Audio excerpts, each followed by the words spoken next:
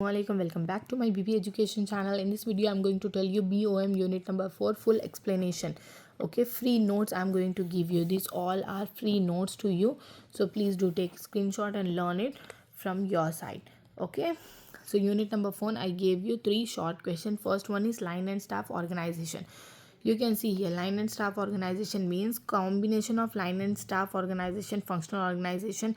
Line executives have authority to make decisions and are responsible to achieve the objectives. ठीक है, line staff organisation क्या है बोले तो कॉम्बिनेशन है ऑर्गेनाइजेशन का, जहाँ पे जो भी फंक्शनल ऑर्गेनाइजेशन रहते हैं, लाइन एग्जीक्यूटिव्स रहते हैं, उनके पास एक अथॉरिटी रहती कोई डिसीजन लेने की एंड रेस्पॉन्सिबल रहते ऑब्जेक्टिव्स को अचीव करने के लिए. ठीक है, while staff executive provide the expert advice and assistant to line manager. जो लाइन मैनेजर रहता है उसको एक एक्सपर्ट एडवाइस प्रोवाइड करना और असिस्ट करना, मतलब गाइड करना उनको. This type of organisation improve effecting by efficiency by combining authority and specialisation. Authority specialisation दोनों को कंबाइन करते हैं. Next one is types of plans. Plans बहुत टाइप के रहते हैं, जो है यहाँ पे देखिए मेन टाइप्स ऑफ प्लान क्या रहते हैं. Objectives, policies, procedure, rules, strategies, programmes and budget. These plans help management in achieving goal systematically and effectively. ठीक है, ये प्लान आपको हेल्प करते हैं मैनेजमेंट में अचीव करने के लिए जो भी गोल्स है उसको सिस्टमेटिकली और साथ में अपने खुद से इफेक्टिवली. ठीक है, नेक्स्ट वाला क्या, एक्सप्लेन अप्रोचेस टू प्लानिंग. इसमें क्या है, approaches to planning refers to different ways of formulating plans. जो भी प्लान्स है ना उसको अप्रोच करना या फिर डिफरेंट वेज में समझाना. इंपॉर्टेंट अप्रोचेस क्या है, top down planning, bottom down planning.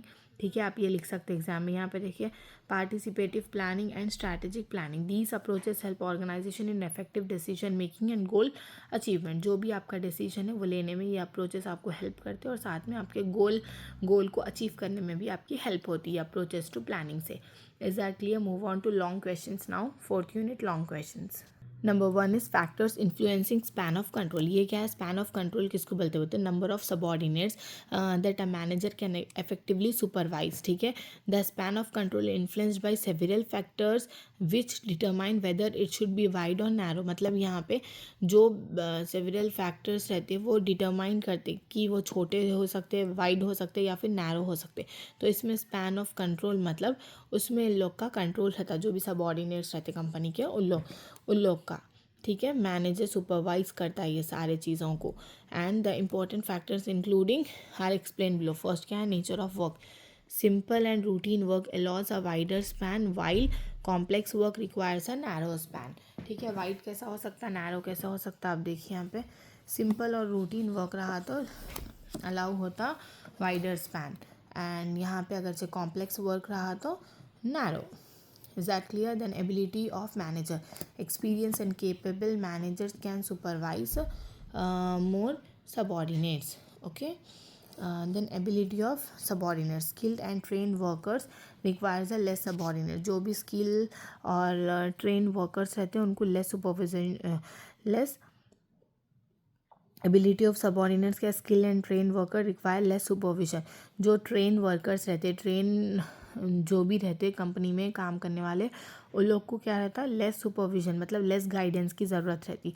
Degree of planning क्या है, तो प्रॉपर प्लानिंग रिड्यूस करती कि सुपरवाइजरी बर्डन रिड्यूस होता प्रॉपर प्लानिंग से. फिर यहाँ कम्युनिकेशन सिस्टम होता है. Effective communication help manager handle more employees. अच्छे से बात करें तो ज़्यादा से ज़्यादा एम्प्लॉयज़ को हैंडल कर सकते. लेवल ऑफ मैनेजमेंट क्या है, top management has narrow span, lower management has wider span. Is that clear? This is factors influencing span of control. Move on to next question. ये जो सेकेंड क्वेश्चन है functional organisation, इसमें आप थोड़े points बना के लिखना है. ठीक है, मैं आपको एक्सप्लेनेशन के लिए सिर्फ इतने ही नोट्स बना सकी है. सेकेंड क्वेश्चन में फंक्शनल ऑर्गेनाइजेशन क्या है वो तो एक टाइप ऑफ ऑर्गेनाइजेशन स्ट्रक्चर है जहाँ पे जो भी एक्टिविटीज़ रहते हैं वो ग्रुप होते हैं according to the function, such as production function हो गया, मार्केटिंग फंक्शन हो गया. ठीक है, फंक्शनल ऑर्गेनाइजेशन में आप ये लिख सकते हैं production function, marketing function, financial function and personal function. This are the 4 function. तो थोड़ा बड़ा हो गया आपका आंसर. उसके अंदर इसको साइड हेड्स बना के उसके अंदर के पॉइंट्स लिखना. प्रोडक्शन फंक्शन कैसा, मार्केटिंग ऐसा, फाइनेंस कैसा और पर्सनल कैसा. ठीक है, each function headed by a specialist who has authority over the function. This structure promotes specialization and efficiency in operations. Is that clear? So ये हो गया आपका functional organization. Move on to third question. Formal and informal organisation. अभी देखिए formal और informal क्या हो सकता है वो तो फॉर्मल इनफॉर्मल ऑर्गेनाइजेशन वो ऑर्गेनाइजेशन होते हैं जो ऑफिशियली इस्टेब्लिश होते हैं, structure of authority and responsibility design by management to achieve organisational goals. And informal organisation उसको बोलेंगे जो नेचुरल रिलेशनशिप रहते, social interactions among employees with in the organisation, ठीक है। Formal organisation features clearly defined authority, official rules and fixed responsibilities. Informal में क्या रहते हैं, वो तो features based on personal relationship, social needs. Informal organisation personal और सोशल रहते हैं, वो रहते इनफॉर्मल ऑर्गेनाइजेशन। और यहाँ पे फॉर्मल क्या होते हैं, क्लियरली डिफाइन अथॉरिटी, मतलब ऑलरेडी उनको अथॉरिटी मिली हुई रहती है, या फिर ऑफिशियल रूल्स रहते, fixed everything, that is formal organisation. Move on to next question, fourth, that is advantages and disadvantages of planning. उसमें क्या है आपको, provides direction of activities, reduces uncertainty and risk. यहाँ पे एक्टिविटीज़ जो है वो प्रोवाइड होते हैं, फिर रिड्यूस जो भी रिस्क है, अनसर्टेनिटी रिस्क, वो सारे रिड्यूस होना, ये भी एक एडवांटेजेस है आपका प्लानिंग का। इम्प्रूव एफिशिएंसी एंड कोऑर्डिनेशन, जो भी एम्प्लॉयज़ है, वर्कर्स हैं आपकी कंपनी में, ठीक है, वर्कर्स हो गए या फिर एम्प्लॉयर जो भी आपके साथ काम कर रहे हैं, उन सब में एफिशिएंसी एंड कोऑर्डिनेशन इम्प्रूव होना, that is also planning advantages. Then encourages the innovation, whatever the innovation company is going to decide, that innovation should be encourages. Okay, facilitates control, your facilities should be controlled within the organization, that is also the one of the advantages of planning. Move on to disadvantages of planning. Here, time consuming, because planning is a time consuming process, so it become the disadvantages. Is that clear? हो गया ये. Then costly in nature, it is also costly. So second point, rigid planning may reduce flexibility, flexibility will get reduced by planning. Is that clear? So ये हो गया एक disadvantages. May not work well in dynamic environment, it is also the disadvantages. Okay, we have discussed 4 questions. Move on to next one. Approaches to planning refers to different methods adopted by the, जो भी management method adopt करते जहाँ पे plan prepare होता, ठीक है, सबसे पहले जहाँ पे प्लान सबके प्रिपेयर होते उस टाइम में जो भी मेथड्स को अडॉप्ट किया जाता उसको बोलेंगे हम अप्रोचेस टू प्लानिंग. सो अभी यहाँ पे इंपॉर्टेंट अप्रोचेस कौन से है, वो तो top down approach, bottom up approach, participative planning approach, then strategic planning. Is that clear? Plans prepare to top management, जो भी टॉप मैनेजमेंट के लिए जो प्लान्स ऑलरेडी प्रिपेयर रहते कंपनी की तरफ से उसको बोलेंगे top down planning. Bottom up बोलते लोअर लेवल मैनेजर के लिए जो रहता वो रहता बॉटम अप. देन पार्टिसिपेटिव बोलते एम्प्लॉय और all level are involved. Then strategic planning क्या है, long term planning to achieve the organizational objectives, that is strategic planning. Move on to next one, that is line and staff organization benefits and weaknesses.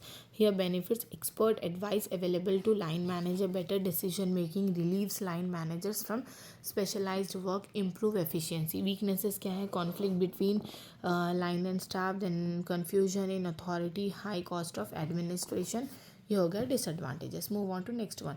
This question sometime it will ask for long and sometime it will ask for short. Line and staff organisation, ठीक है, short and long. Next question is management by objective, that is MBO, very most important for long one, ठीक है. सबसे पहले आप यही answer पढ़िए. यहाँ देखिए, management by objective is a management technique where objectives are jointly set by managers, subordinates and perform all the achievements of business, that is to be known as management by objectives. अब इसमें steps क्या रहते हैं, सबसे पहला step क्या है, setting organisation objective, then fixing the objective department by individual, या फिर कंटिन्यू एंड मॉनिटर करना जो भी परफॉर्मेंस हो रही कंपनी में, वो भी इसका एक स्टेप हो गया. Then performance evaluation, then providing feedback and corrective action, feedback भी देना, करेक्टिव एक्शन भी लेना, that is also come under this. Then what are the benefits या फिर एडवांटेजेस बोल सकते हैं आपको. Advantages, improves employees motivation improve होता, देन बेटर कोऑर्डिनेट कर सकते, क्लियर परफॉर्मेंस स्टैंडर्ड हो सकते, इफेक्टिव कंट्रोल हो सकता. वीकनेस क्या है, वो तो टाइम कंज्यूमिंग प्रोसेस है ये एक तो. फिर सेकेंड क्या है, difficulty to set measurable objectives, then requires continuous support from top management. That is also the weaknesses of management by objective. Is that clear? Here we completed 4 unit. Inshallah, I'll see you in the next video. Thank you so much for watching. Please do like, share and subscribe. Thank you.